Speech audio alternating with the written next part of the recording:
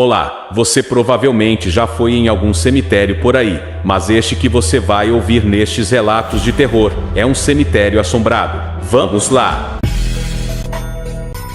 Meu nome é Luiz, já passei por muitos problemas já na minha vida, tenho muitas histórias de terror para contar. Esta história de terror que agora vou contar aconteceu em 1985. Eu tinha 10 anos de idade. Meu pai nesta época era coveiro. Faltava mais ou menos uns 3 anos para ele se aposentar. Segundo os relatos de terror que ele contava, para mim era muito assustador. Perguntei para ele: pai, conta para mim histórias de terror longas, algo bem detalhado. Gosto muito destes relatos de terror. Meu pai, cansado, depois de um dia exausto, meu pai olhava para mim, com um olhar cansado, e dizia: tá bom, filho. Uma vez, eu tinha recém-enterrado um morto. Havia choros, as pessoas, como é normal, estavam chorando pela morte de um ente querido. Porventura estava observando o semblante de cada um desesperados pela morte do cidadão que estava ali falecido. Após um dia desgastante, perguntei para os meus amigos se eles queriam ir num bar, ali por perto, tomar uns tragos. Edgar e Leandro concordaram em fazer isso. Edgar disse: Antônio, já vi vários cemitérios assombrados na minha vida, mas este ganhou de todos. Perguntei: por quê? Edgar respondeu: quando eu trabalhava de vigilante, antes de ser coveiro, estava observando se o cemitério mal assombrado estava em ordem, quando de repente me deparei com um homem de boné preto e de bigode, que disse para mim, com um tom forte: quero tomar água. Nós dois fomos em direção ao meu carro, tinha deixado lá umas garrafas PETs com água dentro, se em emergência precisasse. Ali estava, e chegando lá dei uma garrafa para ele. Quando pegou, começou a tomar, secou em minutos o litro. Perguntei para ele: você deve ter comido um salame muito salgado. Ele me respondeu: não é porque o lugar de onde eu vim é muito quente. Novamente perguntei: de onde você veio? Ele disse: do abismo. Fui fechar a porta do carro, estava de costa para ele. Em segundos, virei novamente, o homem desapareceu simultaneamente. Depois que Edgar contou esta história, Leandro resolveu compartilhar algumas experiências sobrenaturais. Ele disse: uma vez estava andando juntamente com minha esposa, numa estrada muito escura. Daqui a pouco, ouvimos em cima de meu carro um barulho assustador. Parei imediatamente. Minha mulher disse: Leandro, não inventa de sair deste carro, e se for algum bicho feroz. Para falar verdade, eu não dei ouvidos à minha esposa. Acabei dando um de valente e olhei em cima do carro. Não havia nada. Daqui a pouco, continuando a nossa viagem, percebi que estava sendo perseguido. De primeira mão, pensei que fosse um bandido, mas percebi que era um policial. Ele pediu para mim parar. Eu obedeci. Havia um crachá no bolso da camisa dele, que dizia: Álvaro Frederico Dias. Ele pediu minha habilitação. Dei para ele. Estava tudo ok. Fui liberado. Gravei muito bem o seu rosto. Estávamos indo na casa de meu tio. Pousamos lá, porque no dia seguinte, iria visitar este cemitério mal assombrado. Fomos levar flores e fazer uma reza para a alma do meu pai. Quando não muitos metros dali, havia um túmulo de um sargento chamado Álvaro Frederico Dias, que tinha morrido em 1885. Mostrei para minha esposa o túmulo, e ela disse para o meu tio: este sargento nos parou ontem de noite. É ele, mas ele morreu há muito tempo atrás, uns 100 anos aproximadamente. Meu tio disse: não pode ser. Este cemitério mal assombrado me assusta, vamos embora daqui. Quando fomos embora, estávamos com tanto medo que resolvemos basicamente ir por outro caminho. Mas não é que o camarada deu um jeito de aparecer. Ele mandou nós pararmos, e assim o fizemos. Perguntei para ele: o senhor não morreu? Ele me disse: que eu saiba não. De onde é o senhor?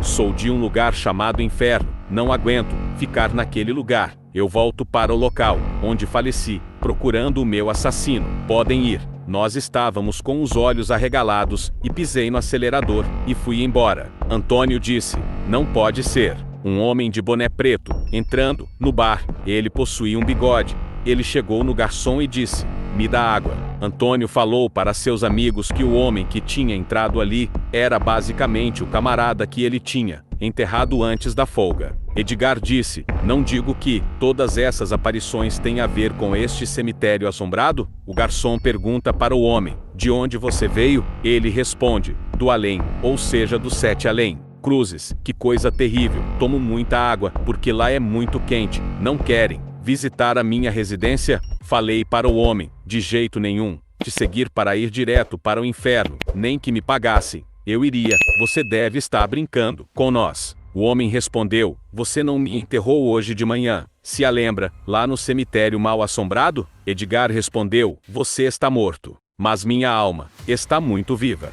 Tá louco? Você é uma assombração? Perguntou o garçom. Sim, falou o homem. Hoje vou fechar mais cedo. Todos resolveram logo de imediato ir embora. Pela cidade, se espalhou que o tal homem era uma espécie de uma alma penada. Conta outras histórias longas de terror, papai. Tá bom, filho. Outra vez, estávamos enterrando um homem. Provavelmente era um mendigo. Extremamente pesado. Era muito grande. Era naquele mesmo cemitério mal assombrado, pai. Sim, era neste ambiente, filho. Continuando. O único que estava ali no cemitério mal assombrado, juntamente com nós, presenciando aquilo, era um outro homem, gigante, provavelmente um mendigo. Ele estava assistindo e chorava muito, talvez, algum amigo ou ente querido. O nome do mendigo, enterrado, era Selomar da Silva. Ele começou a contar sobre sua vida, dizia que o pai dele tinha morrido e deixado uma herança para seus filhos, e que ele tinha pego sua parte e ido morar em São Paulo. Acabou se enjoando do interior,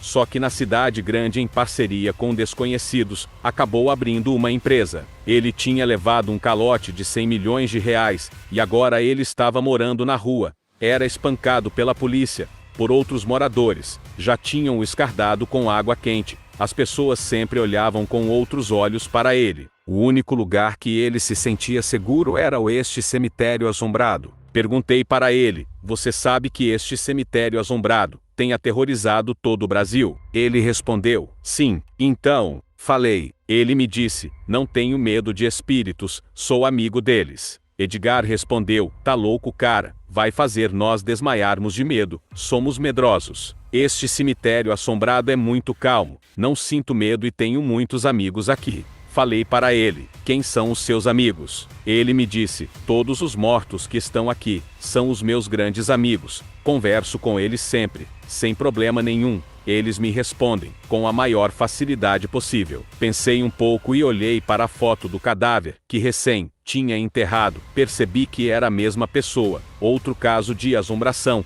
Imaginei, como pode isso? Sempre aprendi que os mortos não voltam de suas tumbas nunca. Meu filho, já passei por muitas experiências sobrenaturais. Filho, vamos dormir. Já é tarde. Amanhã o pai tem que trabalhar novamente. Falei, está bom, papai. Fingi que tinha ido dormir, mas na verdade, fugi pela janela de curiosidade, para basicamente ir até este cemitério assombrado, para caçar fantasmas. Estupidamente, naquele dia estava frio, muito frio. Só faltava cair neve naquele dia. Estava estritamente convencido que iria falar com os mortos. Resolvi chamar os mortos, invocando-os, para saber se eles apareciam para mim. Aparentemente não estava com medo de estar naquele cemitério assombrado. Não tinha noção dos perigos que poderiam ocorrer.